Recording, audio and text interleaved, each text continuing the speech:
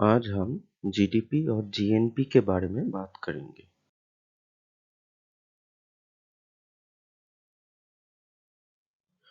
Three things to remember: geographical or political boundary, 1 year, goods and services.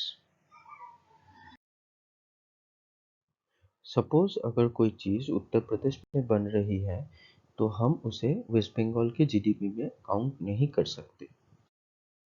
ठीक वैसे ही अगर कोई फॉरेन कंपनी जैसे एप्पल, जो कि एक अमेरिकन कंपनी है, इंडिया में एक फैक्ट्री सेटअप करती है, तो भले ही वो एक अमेरिकन कंपनी हो, क्योंकि वो प्रोडक्शन इंडियन टेरिटरी में कर रही है, तो वो इंडियन जीडीपी में ही काउंट होगा, ना कि यूएस की जीडीपी में।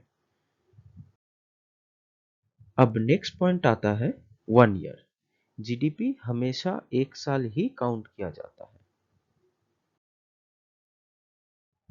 अब दो मेन प्रॉब्लम जीडीपी काउंटिंग में आती है, वो है गुड्स एंड सर्विसेज और लास्ट प्राइस।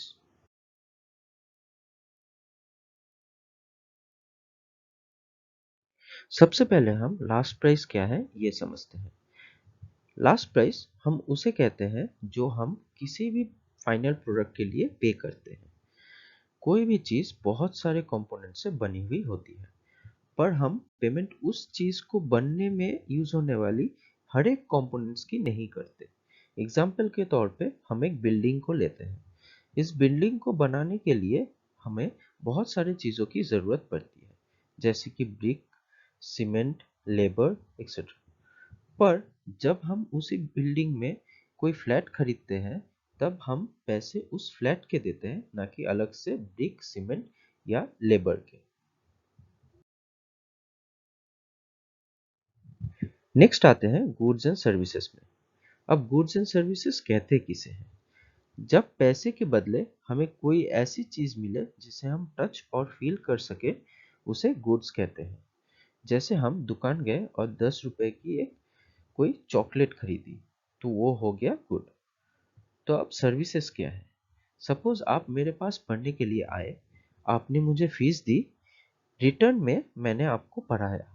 अब मैंने जो भी आपको पढ़ाया वो आप किसी बॉक्स में डालकर घर तो ले जा नहीं सकते, तो हम उसे सर्विस कहते हैं। अगर हम इंडिया की बात करें तो यहाँ कितने सारे गुड्स प्रोड्यूस होते हैं, like phone, laptop, cars, milk, packet foods, clothes etcetera. वैसे ही services like transportation, telecom, schools, hospitals, gyms etcetera. तो ओवरऑल जीडीपी क्या है? जब किसी भी कंट्री के पॉलिटिकल बाउंड्री में एक साल के अंदर जितने भी गुड्स एंड सर्विसेज का प्रोडक्शन हो रहा है, उसकी लास्ट प्राइस को इंक्लूड कर लेते हैं, तो उसी को हम जीडीपी कहते हैं। जीडीपी का फुल फॉर्म है ग्रॉस डोमेस्टिक प्रोडक्ट। अब ग्रॉस का मतलब है टोटल, डोमेस्टिक का मतलब होता है अपने घर में, मतलब अपने जियोग्राफिकल या पॉलिटिकल बाउंड्री के अंदर कितना प्रोडक्शन किया, इसी को कहते हैं ग्रॉस डोमेस्टिक प्रोडक्ट। इसे समझने के लिए हम एक इंडियन कंपनी को लेते हैं जो कि कार बनाती है, टाटा मोटर्स। मान लेते हैं कि टाटा मोटर्स ने 10 लाख रुपए का प्रोडक्शन किया। अब एप्पल, जो कि एक यूएस बेस्ड स्मार्टफोन कंपनी है, उसने इंडिया में अपनी एक फैक्ट्री सेटअप की और 2 लाख रुपए का प्रोडक्शन किया। तो हमारी जो जीडीपी है वो कितनी होगी? 12 लाख रुपए। और मान लीजिए कि इंडिया का एक आदमी जिसका नाम है रमेश, वो जापान में काम करने गए, वहां जाके उन्होंने 1 लाख रुपए की इनकम की। तो जैसे हमने कुछ देर पहले ही बताया था कि जीडीपी में हम अपने जियोग्राफिकल या पॉलिटिकल बाउंड्री के बाहर नहीं जाते हैं, तो रमेश की जापान में इनकम से हमारी जीडीपी में कोई फर्क नहीं पड़ेगा।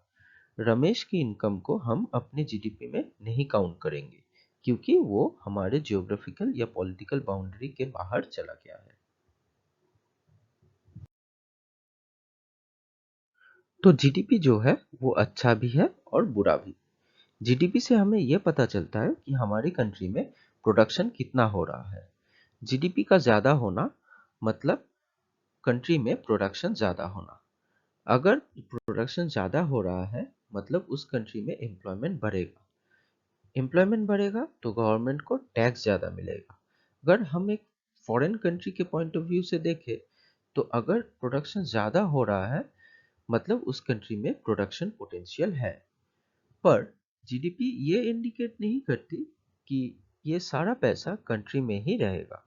अगर हम एप्पल कंपनी की बात करें तो इंडिया के लोगों को एम्प्लॉयमेंट देगी, इंडिया गवर्नमेंट को टैक्स देगी, पर वो सारा का सारा प्रॉफिट अपने कंट्री में ही लेके चली जाएगी। तो अब बात करते हैं उस पैसे का जो इंडिया में ही रहेगा। वो है जीएनपी यानी कि ग्रॉस नेशनल प्रोडक्ट।